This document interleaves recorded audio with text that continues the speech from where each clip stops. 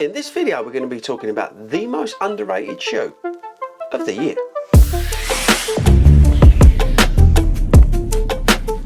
What is up everybody and welcome to 40 Runs. Now before we do anything I've got to adjust the camera, look. Should have probably done that before we started this video.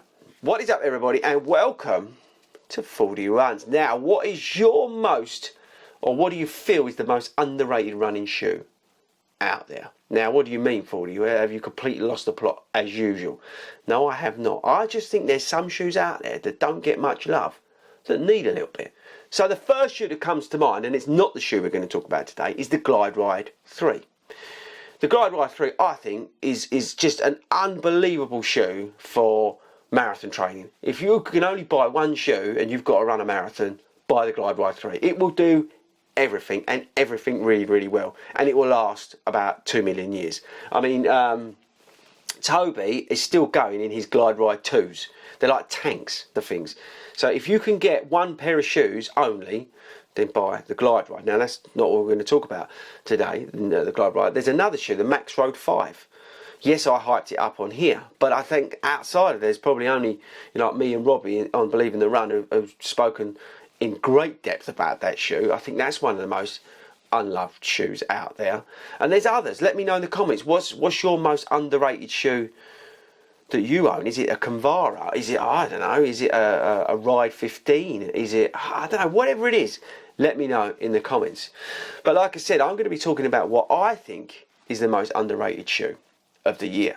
Now us YouTubers, we get very excited about carbon plated racing shoes and super shoes and all this sort of stuff. We get sent all these amazing products from all these amazing brands, and we don't have to pay for any of it because we get to make these videos and stuff like that. We live a very lucky life. But that said, there are some shoes that do come in that you just think to yourself, you know what, there's just one shoe out there that's a little bit better. And that shoe for me is the Saucony Endorphin Pro 3. Now we've had quite a few super shoes into the channel, and we've had some shoes that are great for race day, there's some shoes that are great for training, there's shoes that are great for half marathons, and they've got specific needs and this and that. But the Saucony Endorphin Pro 3, I think, ticks all the boxes.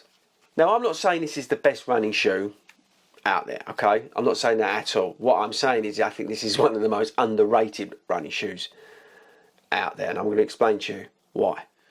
Okay, but before we do that, let's have a quick recap of stats and features on this shoe. You can pick this up. Now, I wrote this down because I googled this earlier. Between 140 and 160 pounds here in the UK. The shoe's got a 39.5mm stack, 8mm drop. We've got XT900 rubber outsole, full length plate, speed roll technology. Really nice mesh upper on the shoe. Fits true to size in my UK 9.5.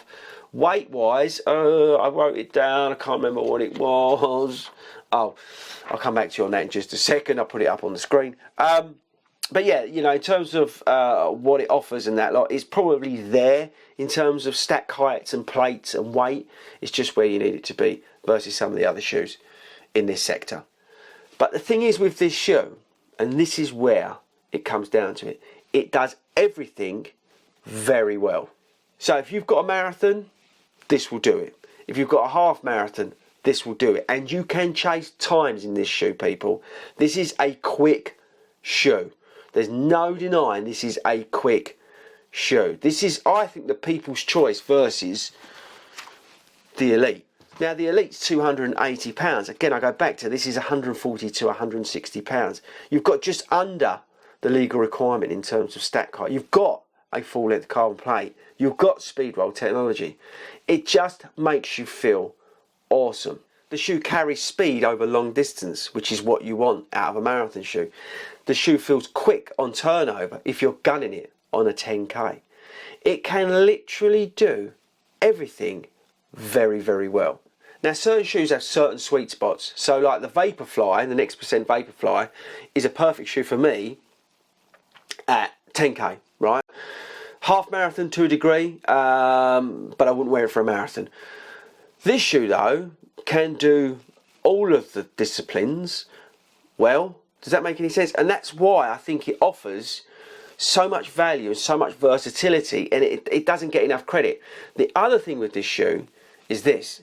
that you can train in the shoe as well. I love doing my longer runs in this shoe. It is so much fun to run in it. You can run it a little bit easier in it, and then you can switch it to goal pace, and it will do it really, really well. It's a stable ride. I have no problem in terms of stability with this shoe. The outsole's great on it. The XT900 is fantastic in this shoe. Yeah, it's not brilliant in the greasy conditions, but it's a racier shoe, people. The upper on it is fantastic and breathable. It does everything that I want on it. You know, my foot's not going to get too hot if I am in a race scenario. So I think if you're looking for a race day shoe, doesn't matter what distance it is, I think the Saucony Endorphin Pro 3 is probably the shoe to look at, because you can literally do everything in it. You can train in it, and you can do all your disciplines. Maybe you want to try and do a quick 10k this year, but you've also got your eye on a marathon in the autumn. This is where you could spend your money. You're going to get incredible value here and incredible versatility, and that is why I believe this is the most underrated shoe of the year.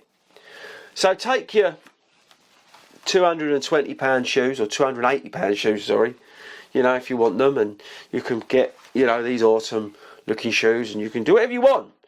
But I do believe that actually the one shoe that you probably just need really is the Saucony Endorphin Pro 3, and why they continue to get discounted is the time to pick them up.